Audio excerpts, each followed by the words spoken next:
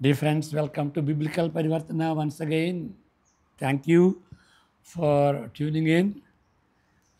న్యాయాధిపతులు 18వ అధ్యాయం గురించి చెప్పుకున్నాం. అది ఆగస్టు 4వ తారీఖుకి సంబంధించింది. పాపాలు ఒంటరిగా ఉండవు, కుమిగూడి వస్తూ ఉంటాయి. అన్నింటికీ పాపాలన్నింటికీ పరిష్కారం యేసుక్రీస్తు. అది థీము. న్యాయాధిపతులు 18వ అధ్యాయం చదువుకో ముందు ఈ నోట్స్ కూడా చదువుకోబోతుంది. చిన్న ప్రార్థన. May the words of my mouth and the meditation of our hearts be acceptable in thy sight, our rock and redeemer. Amen. నిన్న చదివిన అధ్యాయమును బట్టి ప్రజలు ఒక ఇంటిలో ఒక చిన్న తప్పు చేశారని బహుశా తలంచవచ్చు. అది కాదు. ఇక్కడ న్యాయాధిపతుల్లో, జడ్జెస్లో ప్రతి అధ్యాయంలో ఏంటి అంటే దోషాలు, ఇశ్రాయేలీలు నిబంధన ప్రజలు ఎలాంటి దోషం చేశారన్నమాట. కాబట్టి దాన్ని డీటెయిల్డ్గా మనం చదువుకుని దాన్ని చివరికి సువార్తకి అన్వయించుకోవాలి. ఆ విధంగా చేయాలన్నమాట. ఇక్కడ వాళ్ళ దుర్మార్గత ఎంతో ఉన్నది. ఎందుకంటే అక్కడ రాజు లేడు. కాబట్టి యథావిధిగా వాళ్ళ సహజ జీవనం ఎట్లా గడుస్తుంది అంటే ఎవరు ఇష్టొచ్చినట్టుగా నాయకుడు లేకుండా ప్రవర్తిస్తుంటున్నారు. ప్రతి అధ్యాయంలో కూడాను అది చూడాలి. నిన్న చదివిన అధ్యాయం 17వ అధ్యాయం. అక్కడ ఏంటి అని అంటే ఒక మీకా అనే వ్యక్తి, వాడు చిన్నపిల్లోడేం కాదు, తల్లి దగ్గర నుండి దొంగిలించాడు. 1100 షెకిల్స్ దొంగిలించాడు. తర్వాత తిరిగి ఇచ్చాడు. అమ్మ, నేనే దొంగతనం చేశానని. ఆవిడ తిరిగి పొందుకున్నందుకు చాలా కృతజ్ఞురాలుగా ఉండి ఇక వీడికి తిరిగిస్తానని ఏం చేసిందంటే 200 కంసాలి వాడికి ఇచ్చింది. 900 దాచిపెట్టుకుంది. అంతకుముందు దాన్ని ప్రశ్నిస్తే చేసింది. కంసాలవాడికి ఎందుకు ఇచ్చిందంటే విగ్రహం చేయాలి, పోత విగ్రహం చేయాలని. అతను మీకాను మరి అది నువ్వు శాంక్చురీ చేసుకుని నువ్వు దానికి ఇన్ఛార్జి అన్నట్లుగా. అప్పుడు తన కుమారుణ్ణి ఆయన యాజకుడిగా పెట్టుకున్నాడు. తర్వాత ఒక దిమ్మరిగా వెళ్తూ ఉంటే లేవీయుడు, బెత్లెహేము నుండి వచ్చినటువంటి ఒక యోధా కుటుంబం నుండి వచ్చినప్పటికీ ఆయన లేవీయుడు అన్నమాట. కుటుంబంలో ఉండేటువంటి వాడు లేవీయుడు. అటు ఇటు అంటే జాబ్ కోసం వెళ్తున్నాడు, ఎక్కడ పరిచర్య చేయాలని అనే ఉద్దేశంతో. అప్పుడు ఈ మీకా తటస్థించి ఆయన్ని ఎంప్లాయ్ చేసుకున్నాడు. అది నిన్న 17లో మనం చూసింది. అది ఒక కుటుంబంలో జరిగింది కదండి అని మనం చిన్న తప్పుగా భావించవచ్చు. ఈ అధ్యాయంలో ఏంటి అని అంటే లేదు, అది గోత్రాన్ని అంతటికీ సంబంధించినటువంటి దుష్టత్వం ఇక్కడ జరిగింది. అది మనం ఇక్కడ చూడబోయేది. నిన్న చదివిన అధ్యాయమును బట్టి దేవుని ప్రజలు, నిబంధన చేసుకున్నటువంటి ప్రజలు ఒక ఇంటిలో ఒక చిన్న తప్పు చేసి తప్పిపోయారని బహుశా తలంచవచ్చును. అలాంటి తలంపుకు ఏ తావు లేకుండా ఈ దిన అధ్యాయంలో 18వ అధ్యాయంలో జరుగుతుంది. ఏంటి అంటే ఒక గోత్రం అంతా కూడాను తప్పుదారి పడుతుంది. ఇంకా 19వ అధ్యాయంలో ఇంకా మరీ ఘోరం. బహుశా వేరే గోత్రాల పరిస్థితి కూడా అదే అయి ఉండొచ్చు. ఓకే, మనం చదువుకుందాం. 18వ అధ్యాయం చదువుకుని అప్పుడు చదివితే నోట్స్ అర్థమవుతుంది. ఆ దినములలో ఇశ్రాయేలులకు రాజు లేడు. స్టార్టింగ్ ఎట్లా ఉంది. మరియు ఇశ్రాయేలీయుల గోత్రంలో ఆ దినం వరకు దానీయులు స్వాస్థ్యము పొంది ఉండలేదు కనుక ఆ కాలమున తాము నివసించుటకు తమకు స్వాస్థ్యము వెదుకు కొనుటకై వారు బయలుదేరి ఉండిరి. ఆ దేశ సంచారం చేసి దానిని పరిశోధించుటకై దానీయులు తమ వంశస్థులందరిలో నుండి పరాక్రమవంతులైన 5 మనుషులను జోరా నుండి, ఇక్కడ జోర్యా అన్నారు, ఎఫ్తాయేలు నుండి పంపి మీరు వెళ్ళి దేశమును పరిశోధించుడని వారితో చెప్పగా, వారు ఎఫ్రాయిముల మన్యముననున్న మీకా ఇంటికి వచ్చి అక్కడ దిగిరి. వారు మీకా ఇంటి యొద్దనున్నప్పుడు లేవీయుడైన ఆ యవనుని స్వరము పోల్చి ఆ వైపునకు తిరిగి అతనితో, ఎవడు నిన్ను అక్కడికి రప్పించను? ఈ చోటున నీవేం చేస్తున్నావు? ఇక్కడ నీకేమి కలిగినదని అడుగగా, అతడు మీకా తనకు చేసిన విధము చెప్పి, మీకా నాకు జీతమిచ్చుచున్నాడు, నేను అతనికి యాజకుడినై ఉన్నానని వారితో చెప్పాను. అప్పుడు వారు, మేము చేయబోవు పని శుభమగునో కాదో మేము తెలుసుకున్నట్లు దయచేసి దేవుని యొద్ద విచారించమని అతనితో అనగా, ఆ యాజకుడు, క్షేమముగా వెళ్ళుడి, మీరు చేయబోవున్న పని యెహోవా దృష్టికి అనుకూలమని వారితో చెప్పాను. కాబట్టి ఆ 5 మనుషులు వెళ్ళి లాయిషునకు వచ్చి దానిలోని జనము సిదోనీయుల వలె సుఖముగాను నిర్భయముగాను నివసించుటయు, అధికార బలము పొందిన వాడెవడును లేకపోవుటయు, ఏమాత్రమైనను అవమానము పరచగల వాడెవడును ఆ దేశంలో లేకపోవుటయు, వారు సిదోనీయులకు దూరస్తులై ఏ మనుషులతోనూ సాంగత్యము లేకుండాటయు చూచిరి. వారు జోర్యాలోను ఎఫ్తాయేలులోను ఉండు తమ స్వజనుల యొద్దకు రాగా, వారు మీ తాత్పర్యం ఏమిటని అడిగిరి. అందుకు వారు, లెండి, వారి మీద పడుదము, ఆ దేశమును మేము చూచితిమి, అది బహు మంచిది, మీరు ఊరకున్నారేమి? ఆలస్యం చేయక బయలుదేరి ప్రవేశించి ఆ దేశమును స్వాధీనపరచుకునండి. జనులు నిర్భయముగా ఉన్నారు గనుక మీరు పోయి వారి మీద పడవచ్చును. ఆ దేశము నలుదిక్కుల విశాలమైనది, దేవుడు మీ చేతికి దానిని అప్పగించును. భూమిలోనున్న పదార్థములలో ఏదీ అచ్చట కొదువలేదనిరి. అప్పుడు జోర్యాలోను ఎఫ్తాయేలులోను ఉన్న దాసీనులైన 600 మంది యుద్ధాయుధములు కట్టుకొని అక్కడ నుండి బయలుదేరి యూదాదేశం అంతటి మందలి కిర్యాతయిములో ఉండెను. అందుచేత నేటి వరకు ఆ స్థలమునకు దానీయుల దండని పేరు. అది కిర్యాత్యారీమునకు పడమటనున్నది. అక్కడ నుండి వారు ఎఫ్రాయిమీయుల మన్య ప్రదేశమునకు పోయి మీకా ఇంటికి వచ్చిరి. కాబట్టి లాయిష్ దేశమును సంచరించుటకు పోయిన ఆ 5 మనుషులు తమ సహోదరులను చూచి, ఈ ఇండ్లలో ఏఫోదును, గృహ దేవతలను, చెక్కబడిన ప్రతిమయు పోత విగ్రహమును ఉన్నవని మీరు ఎరుగుదురా? మీరేమి చేయవలనో దాని యోచన చేయుటనగా, వారు ఆ తట్టు తిరిగి లేవీయుడైన ఆ యవనుడున్న మీకా ఇంటికి వచ్చి అతని కుశల ప్రశ్నలు అడిగిరి. దానీయులైన ఆ 600 మంది తమ యుద్ధాయుధములను కట్టుకొని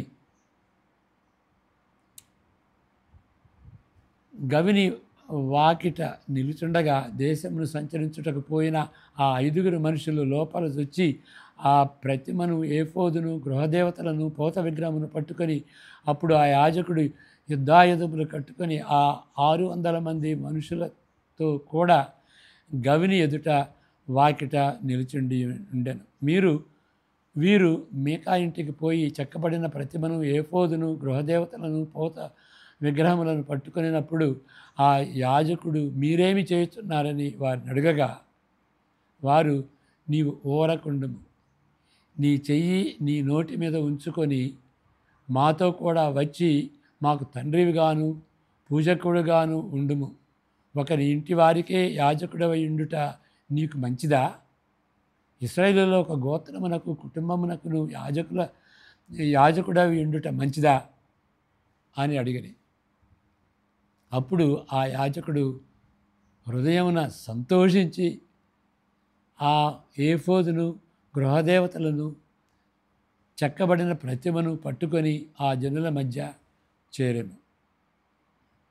అట్లు వారు తిరిగి చిన్నపిల్లలను, పశువులను, సామగ్రిని తమకు ముందుగా నడిపించుకొని పోయిరి. వారు మీకా ఇంటికి దూరమైనప్పుడు మీకా పొరుగిండ్ల వారు పోగై దానీయులను వెంటాడి కలుసుకొని వారిని పిలువగా వారు తమ ముఖములను త్రిప్పుకొని, నీకేమి కావలను, ఇట్లు గుంపు కూడనేలా అని మీకాను అడిగిరి. అందుకు అతడు, నేను చేయించిన నా దేవతలను, నేను ప్రతిష్ఠించిన యాజకుని మీరు పట్టుకొని పోతున్నారే, ఇక నా యొద్ద ఏమి ఉన్నది, నాకేమి కావాలని నన్ను అనుచున్నారే, అదేమన్నమాట అనగా, దానీయులు, నీ స్వరము మాలో ఎవనికి నీ వినబడనీయకము, వారు ఆగ్రహపడి నీ మీద పడుదురేమో, అప్పుడు నీవు నీ ప్రాణమును, నీ ఇంటి వారి ప్రాణమును పోగొట్టుకుందుమని అతనితో చెప్పి తమ త్రోవను వెళ్ళిరి. వారు తనకంటే బలవంతులని మీకా గ్రహించిన వాడై తిరిగి తన ఇంటికి వెళ్ళిపోయాను. మీకా చేసుకుని దానిని అతని యొద్దనున్న యాజకుని వారు పట్టుకొని సుఖముగా నిర్భయముగాను ఉన్న లాయిషు వారి మీదకి వచ్చి కత్తివాత వారిని హతము చేసి అగ్ని చేత ఆ పట్టణమును కాల్చివేసిరి. అది సిదోనుకు దూరమైనందున వారికి అన్యులతో సాంగత్యమేమీ లేనందున నన్ను వారిలో ఎవడునూ తప్పించుకొనలేదు. అది బెత్లెహోబునకు సమీపమైన లోయలో నున్నది. వారొక పట్టణమును కట్టుకొని అక్కడ నివసించిరి. ఇశ్రాయేలుకు పుట్టిన తమ తండ్రి అయిన దానును బట్టి ఆ పట్టణమునకు దాను అను పేరు పెట్టి, పూర్వము ఆ పట్టణమునకు లాయిషు అని పేరు. దానీయులు చెక్కబడిన ఆ ప్రతిమను నిలుపుకొనిరి. మోషే మనుమడును గెర్షోను కుమారుడైన యోనాతానును వాడును వాని కుమారులను ఆ దేశము చెరపట్టబడు వరకు దానీయుల గోత్రమునకు యాజకులై ఉండిరి. అది మన చదువుతాను, 30వ వచనం. దానీయులు చెక్కబడిన ఆ ప్రతిమను నిలుపుకొనిరి. మోషే మనుమడును గెర్షోను కుమారుడునైన యోనాతానను వాడును వాని కుమారులు ఆ దేశము చెరపట్టబడు వరకు దానీయుల గోత్రమునకు యాజకులై ఉండిరి. ఆ లేవీయుడు ఎవరు? మోషే కుటుంబం నుండి వచ్చినటువంటి వాడు, మోషే యొక్క మనవడు. ఓకే అని గ్రహించుకోవాలి. ఓకే, ఇప్పుడు చదువుతాను. ఇక్కడ ఎన్నో పాపాలు చుట్టుకొచ్చినాయి. ఇక్కడ ఇశ్రాయేలీల చారిత్రక నేపథ్యం ఇంకా ప్రారంభ దశలోనే ఉన్నది. అంటే అన్ని గోత్రాలు ఇంకా ఆక్రమించుకోలేదు, సెటిల్ కాలేదు.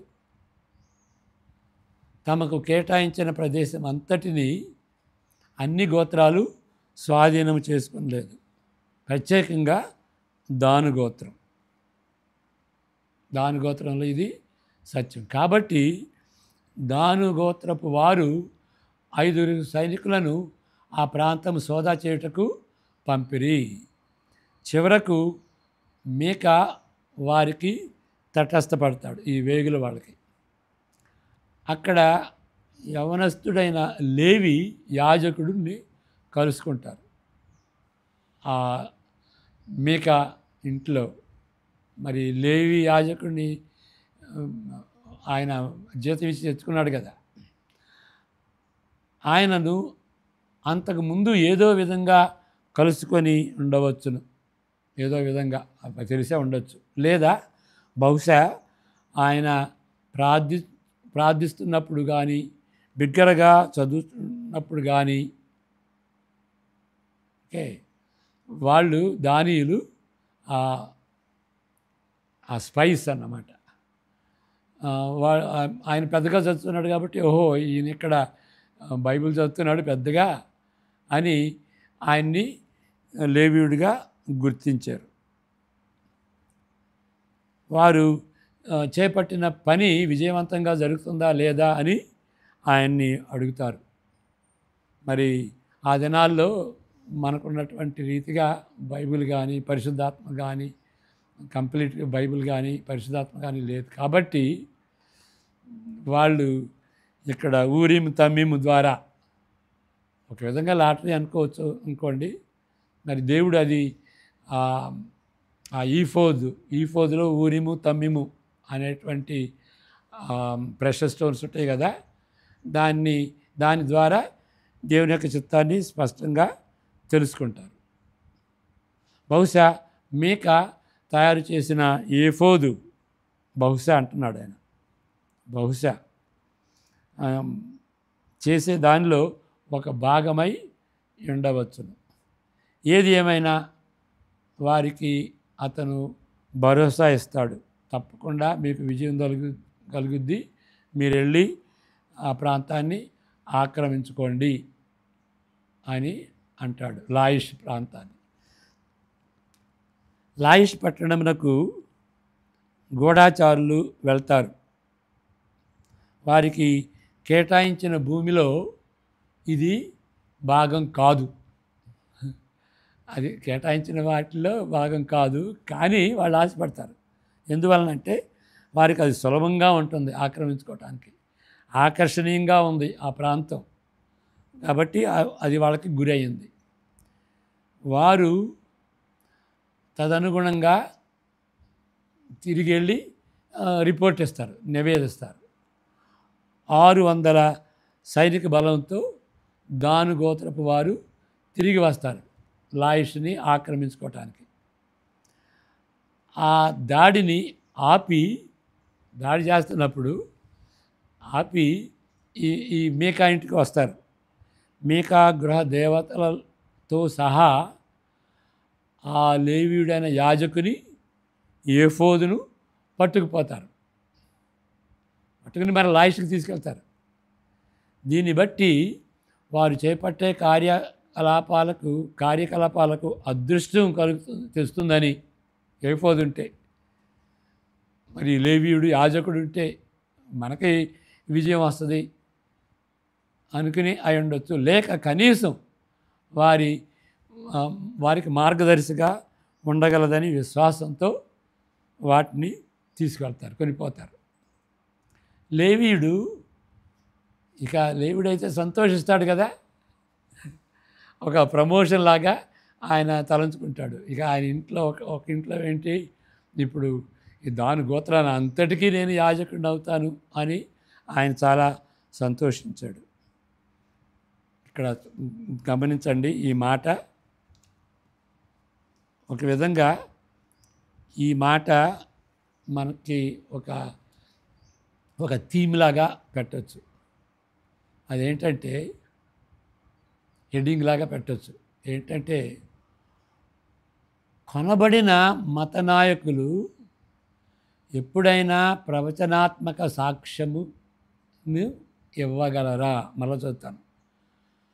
కొనబడిన మత నాయకులు, ఇప్పుడు ఈ లేవీయుడు యాజకుడు ఎవరు మనకు తెలుసుకున్నాం కదా, వాడు జీతం ఇస్తానన్నారు కాబట్టి వాడు సంతోషించాడు. అలాంటి యాజకులైతేనేమి, అలాంటి మత నాయకులైతేనేమి, అలాంటి వాళ్ళు ఎప్పుడైనా సరే ప్రవచనాత్మక సాక్ష్యమును ఇవ్వగలరా? అంటే ఏంటి? వాళ్ళు ప్రవచించగలరా? ప్రవచిస్తూ సాక్ష్యం ఇవ్వాలి. ప్రవక్తలు ఏం చేశారు? ప్రవక్తలు పాపాన్ని ఖండించారు. ఇక్కడ ఈ జీతం తీసుకున్నటువంటి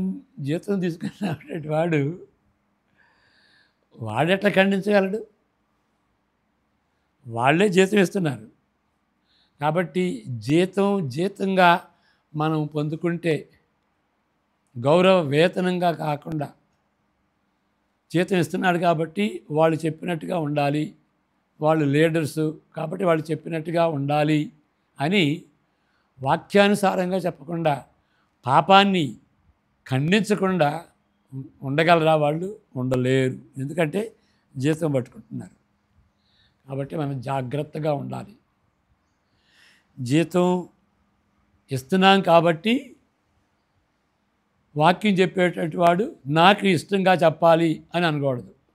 జీతం పుచ్చుకునేటువంటి వాడు మరి వాళ్ళకి నచ్చేటట్టుగా చెప్పకూడదు. వాడు ప్రవక్తలాగా ఉండాలి, పాపాన్ని ఖండించాలి. ప్రవక్త అయినటువంటి యోహాను, బాప్తిస్మిస్తు యోహాను వలె హేరోదు మహారాజుని డైరెక్ట్గా ఖండించాడు. నువ్వు మీ మీ అన్నదమ్ముడు భార్యతో ఉంటున్నావు అంటే ఆవిడ కక్ష పెట్టుకుంది. చిట్ట చివరికి ఆయన తల తీసుకునేటటువంటి రీతిగా కోరుకుంది, తల నరికించింది. ఓకే, అలాంటి వాడు ప్రవక్త. అలాంటి ప్రవక్తలు వాళ్ళు అమ్ముడు వారు. అదండి మన యొక్క నెక్స్ట్ పారాగ్రాఫ్ చదివినా చదవకపోయినా కానీ అది దయచేసి జ్ఞాపకం ఉంచుకోండి. జీతం ఇచ్చేటువంటి వాళ్ళు, జీతం పొందుకునేటువంటి వాళ్ళు, దేవుని వాక్యాన్ని చెప్పేటువంటి వాళ్ళకి ఫ్రీడమ్ ఇవ్వాలి. There should be no bondage of money, there should be no bondage of party, there should be no bondage of కులం, there is no bondage of anything. ఫ్రీడంతో దేవుని ఆరాధించాలి, ఫ్రీడంతో మనం దేవుని వాక్యాన్ని చెప్పాలి. అప్పుడే బడా మంచి దాసుడా అనేటువంటి రీతిగా ప్రవక్తలాగా చెప్పగలం.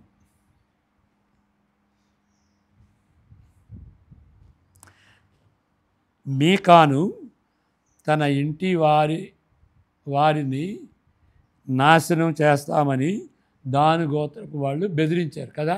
ఏంటయ్యా, ఇప్పుడు యాజకుడిని తీసుకెళ్ళారు, ఈ పోతుని తీసుకెళ్ళారు, ఇక నాకేముందేంటి? ఆ పోత విగ్రహం చేసింది ఎవరు? ఆయనే, ఆయన తల్లి లేకపోతే ఆయన, వాళ్ళిద్దరు కలిసి పోత విగ్రహాన్ని చేయించుకున్నారు కంసాల ద్వారా. వాళ్ళు చేతులారా చేసిన దాన్ని పోగొట్టుకుంటే అంత పోయిందయ్యా. అరే, నువ్వు చేతులతో చేసుకున్నదయ్యా, నీ చేతులతో చేసుకున్నదాన్ని అంత పోయిందేంటి? శక్తి సామర్థ్యాలు లేని, నీతి నిజాయితీలు కానీ యథార్థత కానీ ఆ దేశమును ఏలుటలేదు. ఓకే, సారీ, ఇక్కడ కొంచెం ముందుగా చదవాలి. మళ్ళా అంతకు ముందున్నటువంటి పారాగ్రాఫ్ చదువుతాను.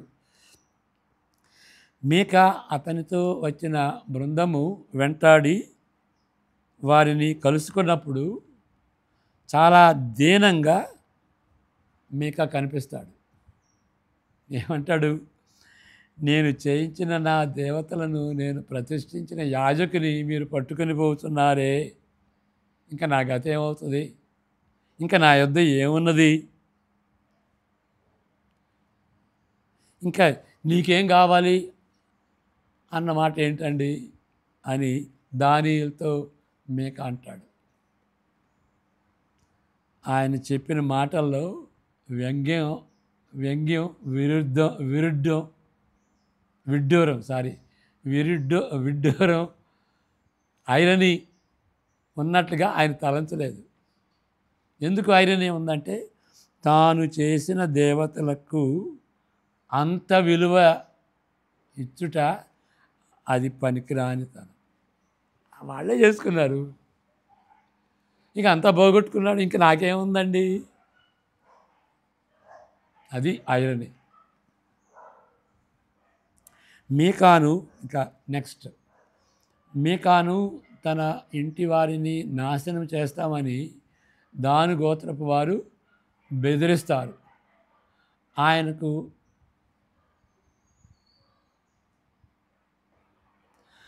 ఆయనకు అది చాలు, ఇక బెదిరించారు కదా చంపుదామన్నట్టుగా. శక్తి సామర్థ్యాలు లేని, నీతి నిజాయితీలు కానీ యథార్థత కానీ ఆ దేశమును ఏలుటలేదు. ఇంకొక విషయం, సుఖముగాను నిర్భయముగాను ఉన్న లాయిష్ పట్టణాన్ని దాను గోత్రపు వాళ్ళు స్వాధీనం చేసుకున్నారు. వాళ్ళు నెమ్మదిగా ఉన్నారు. వాళ్ళని ఎందుకు కదల్చటం, ఆ ప్రదేశాన్ని వాళ్ళు ఎందుకు ఆక్రమించుకోవటం, నెమ్మదిగా ఉన్నటువంటి వాళ్ళని. అది ఒక పాపం. గోత్రపు వారు స్వాధీనం చేసుకొని దానుగా ఆ లాయిష్ని దాని పేరు మార్చారు. అచ్చట వారి విగ్రహాలను స్థాపించుకున్నారు. అప్పుడు ఆ యువకుడైన లేవీయుడు మోషే యొక్క ప్రత్యక్షమైన డైరెక్ట్ వారసుడుగా గుర్తించబడ్డాడు. ఎంత మోషే మనవడే ఇట్లా తయారయ్యాడు, వేరే విగ్రహాలని ఆరాధించేటువంటి యాజకుడుగా. దగ్గరలోనున్న షిలోహులో అధికార రీత్యా ప్రత్యక్ష గుడారం అక్కడ షిలోహులో ఉంది, దగ్గరలోనే ఉంది. దాని ముక్కు కిందే వాళ్ళు వేరే దేవుల్ని దేవతల్ని ఆరాధిస్తున్నారు. చూడండి అంత ఘోరమైనటువంటి పాపము. ఆయన తరము వారు అందరూ దాను గోత్రమునకు యాజకులుగా పనిచేస్తున్నట్లు వివరించబడింది. ఎవరి గోత్రం? మోషే గోత్రం. ఆయన తరము వారందరూ దాను గోత్రమునకు యాజకులుగా తయారు. ఎలాంటి యాజకులు? వాళ్ళు యెహోవా దేవుని ఆరాధించేటువంటి వాళ్ళు కాదు. వాళ్ళు విగ్రహాలు చేసుకుని, పోత విగ్రహాలు చేసుకుని, అక్కడ ఉన్నటువంటి సంస్కారంలో ఉన్నటువంటి దేవుళ్ళని దేవతల్ని దానికి యాజకులుగా ఉన్నటువంటి వాళ్ళు. అసలు అట్లా చేయకూడదు. అందువల్లనే తర్వాత సొలొమోను వచ్చినప్పుడు యెరూషలేములోనే చేయాలి, ఆ మందిరంలోనే చేయాలి. ఎక్కడ పడితే అక్కడ వాళ్ళు ఇష్టం వచ్చినట్టుగా ఆరాధించుకోవటం, ఆ సింక్రెటిజం చేయటం, అది దేవుని దృష్టిలో దుష్టత్వం. వారి హింస, వారి గోత్రపు స్వార్థంతోనే కదా అక్కడ ఉన్న లాయిష్ని ఆక్రమించుకుంది. అధికారం కొరకు వ్యక్తిగత ఆకాంక్షలు, కృతజ్ఞత కాదు, కృతజ్ఞత అంటే ఆపోజిట్ టు కృతజ్ఞత. కృతజ్ఞత అంటే థ్యాంక్ఫుల్నెస్, కృతజ్ఞత అంటే అన్థ్యాంక్ఫుల్నెస్. మొరటు, బెదిరింపులు. అన్థ్యాంక్ఫుల్ ఎట్లయ్యారు? దేవుడు ఐగుప్తు నుండి వాళ్ళని రక్షిస్తే ఆయనకి చేసేది ఇదా? మొరటుగా బెదిరించటం. ఆయన్ని బెదిరించారు కదా, నువ్వు ఈఫోజ్ కోసం వచ్చావా, నీ యాజకుడి కోసం వచ్చావా, నీ విగ్రహం కోసం వచ్చావా, నిన్ను చంపుదాం అంటే ఇక ఆయన ఏం చేయలేక తిరిగి వెళ్ళిపోయాడు. భారీ ఎత్తులోనున్న మూఢనమ్మకాలను బట్టి నిబంధనకు చెందిన మతపైన రంగములో వారి అవిశ్వాస్యత రెచ్చిపోయింది. మళ్ళీ చదువుతాను, ఇది ఒక్కొక్క మాట మీద మనం ధ్యానించుకోవాలి. భారీ ఎత్తులోనున్న మూఢనమ్మకాలను బట్టి. మూఢనమ్మకమే కదా ఆ తాయెత్తు లాంటివి. ఏముంది అక్కడ? ఈఫోదు ఏముంది? హృదయంలో దేవుని భక్తి లేకుండా ఆ ఈఫోదు కట్టుకోవటం ఏంటి? పోత విగ్రహాలు 200 షెకిల్స్తో అది చేసుకోవటం. అది రక్షిస్తుందా? నిబంధనకు చెందిన మతపరమైనటువంటి రంగంలోనే, మతంలోనే ఇది. ఇక వేరే పాలిటిక్స్ కాదు, వేరే సెక్యులర్ లైఫ్లు కాదు, మత మతపరమైన రంగంలోనే వారి అవిశ్వాస్యత కనిపిస్తుంది, డిజలాయల్టీ. అది రెచ్చిపోయింది. కాబట్టి ఈ పాపాలన్నీ ఒకటిగా రావు. ఒక పాపం చేస్తే, అబద్ధం ఆడితే ఇక దాన్ని కప్పుకోవటానికి ఇంకోటి, దాన్ని కప్పుకోవటానికి ఇంకోటి, ఆ విధంగా పెరిగిపోతూనే ఉంటాయి. పాపాలన్నీ కలిసి పెరుగుట అసాధారణమేం కాదు, ఎప్పుడు జరుగుతూనే ఉంటాయి. They won't sin does not happen single, it comes as a group. అదే మనం చెప్పుకున్నాం. కానీ స్వార్థతో బైబిల్ ఎండ్ చేయాలి. స్వార్థతో మనం ఈ ధ్యానాల్ని ఎండ్ చేయాలి. అదేంటంటే, ఒక పాపమైనా 100 పాపాలైనా అన్ని పాపాలకి పరిష్కారం యేసుక్రీస్తు. పరలోకం నుండి మనిషిగా వచ్చి మరణ పునరుద్ధానాల ద్వారా మనల్ని రక్షించడానికి వచ్చి ఆ యొక్క రక్షణని అనుభవించటం కోసమని పరిశుద్ధాత్మను పంపాడు. ఆ రక్షణ అనుభవించి మనం పరిశుద్ధ జీవితం జీవించడం కోసమని ఆయన పరిశుద్ధాత్మను పంపాడు. అలాంటిది అతి పరిశుద్ధుడైనటువంటి దేవుడు అతి దుష్టమైనటువంటి పాపాన్ని కూడా క్షమిస్తాడు. అలాంటి యేసుక్రీస్తు, అలాంటి దేవుని యొక్క ప్రణాళిక. 1 యోహాను 1:7 ఏముంటుందంటే, యేసుక్రీస్తు యొక్క రక్తం అయితే ఆయన వెలుగులోనున్న ప్రకారము మనము వెలుగులో నడిచిన ఎడల మనము అన్యోన్య సహవాసం గలవారమై ఉందము. అప్పుడు ఆయన కుమారుడైన యేసుక్రీస్తు రక్తము ప్రతి పాపము నుండి మనలను పవిత్రునిగా చేయను. అక్కడ ఎంఫసిస్ అంటే ప్రతి పాపం నుండి, అంటే ప్రతి రకమైన పాపం నుండి, ప్రతి రకమైనటువంటి పాపం నుండి మనం పవిత్రులుగా చేయను. ఎప్పుడు? ఆయన వెలుగులోనున్న ప్రకారము మనము వెలుగులో నడిచిన ఎడల, అంటే మనం పరిశుద్ధంగా జీవించిన ఎడల, వెలుగులో నడిచిన ఎడల. వెలుగులో నడిస్తే పాపం లేకుండా పరిశుద్ధంగా జీవిస్తే ఇంకా పాపం సంగతి ఎందుకు వస్తుంది? యేసుప్రభు ఎందుకు కావాలి మనకి? అది కాదు దాని అర్థం. వెలుగులోనున్న ప్రకారం అంటే మన హృదయంలో ఉన్నది, మన మనసులో ఉన్నది, సీక్రెట్గా ఉన్నాయి అన్ని బయట పెట్టు. యేసుక్రీస్తుకి ఒప్పుకో, దాచుకోవద్దు కపటంతో. దేవునికేం మోసం చేస్తాం మనం? చేయలేం. అదంతా బయటకు తీసుకురావాలి, ఒప్పుకోవాలి. అప్పుడు ఏమవుతుందంటే, యేసుక్రీస్తు యొక్క రక్తం ప్రతి రకమైనటువంటి పాపం నుండి మనల్ని పవిత్రులుగా చేయను.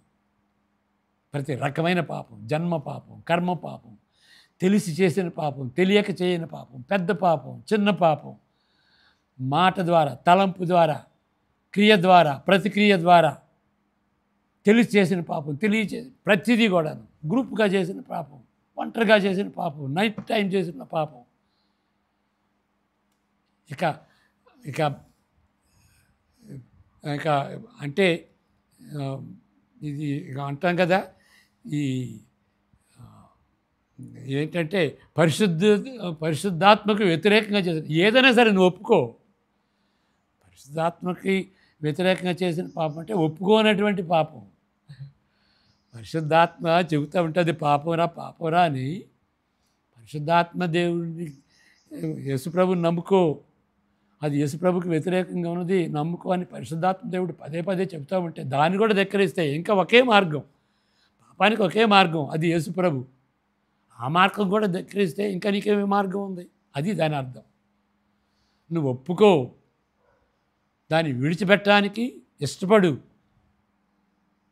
అది వెలుగులో నడవటం అంటే అదన్నమాట. తీసుకురా బయటికి.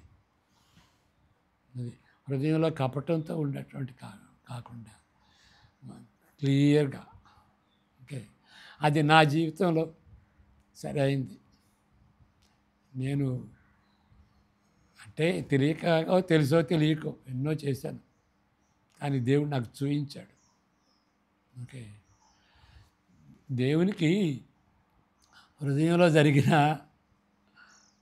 ఓకే క్రియ ద్వారా చేసినా కానీ అది పాపమే. ఇక ఆ లెక్కలో పాపులు కాదని ఎవరంటారు? ఒక స్త్రీని వ్యభిచార దృష్టితో, మోహపు దృష్టితో చూడకూడదంట. ఏ పురుషుడు ఉన్నాడు ఆ విధంగా? ఒక వ్యక్తిని, సహోదరుణ్ణి లేక నేబర్ని పగ అనేది మన హృదయంలో ఉంచుకుంటే అది ఖూనీతో సమానం అంట. ఎవడున్నాడు ఇంకట్లా? ఇక ఆ లెక్కలో చూసుకోండి. కాబట్టి పాపం లేనటువంటి వాడు ఎవడూ లేడు. కానీ అది పాపమని తెలిసినప్పుడు దాన్ని ఒప్పుకోవాలి, విసర్జించటానికి ఓకే విసర్జించడానికి ఇష్టపడాలి. యేసుప్రభు శిలువను చూస్తే మనం వెళ్ళేటువంటి వేదన, యాతన, దేవుని ఉగ్రత ఆయన భరించినప్పుడు ఆ శిలువను చూసి ఎట్టా ఒప్పుకోకుండా ఉంటామండి విడిచిపెట్టడానికి? అది ఏ పాపాలన్నా కానీ. ఇప్పుడు న్యాయాధిపతుల కాలంలో ఈ పాపాలన్నీ జరిగినాయి, కుటుంబంలో జరిగినాయి, యాజకుల్లో జరిగినాయి, మరి గోత్రాల్లో జరిగినాయి. ఇంకా రేపటి దినాన్ని చూస్తాం, ఇంకా మహాఘోరం చెప్పుకున్నటువంటిది. అసలు ఇశ్రాయేలులో ఎలాంటిది జరగలేదు అనేటువంటి రీతిగా జరిగిందన్నమాట. కానీ అది పాత నిబంధనే. మరి క్రొత్త నిబంధనలో వాక్యం ఉంది, యేసుప్రభు మన కోసం ఆయన చనిపోయి తిరిగి లేచాడని స్పష్టంగా సువార్త ఉంది. పరిశుద్ధాత్మ దేవుడు అన్నాడు, ఎంతో ప్రీచింగ్ ఉంది, ఎంతో ఇంటర్నెట్ ఉంది, ఎన్నో ప్రసంగాలు వింటున్నాం. ఇదంతా చేసి కూడాను అదే పని చేస్తే అది సీరియస్. దేవుడు మనకు కృప అనుగ్రహించును గాక. పాపం అనేది ఏంటి పాపం అంటే? ఒక్క మాటలో చెప్పాలంటే దేవునికి అయిష్టమైంది. దాన్ని విడిచిపెట్టడానికి సిద్ధంగా ఉన్నామా? ప్రార్థన చేసుకుందాం. With the grace of the Lord Jesus Christ, the love of the Father, and the fellowship of the Spirit be with each one of us now and all the days to come. Amen. God bless you.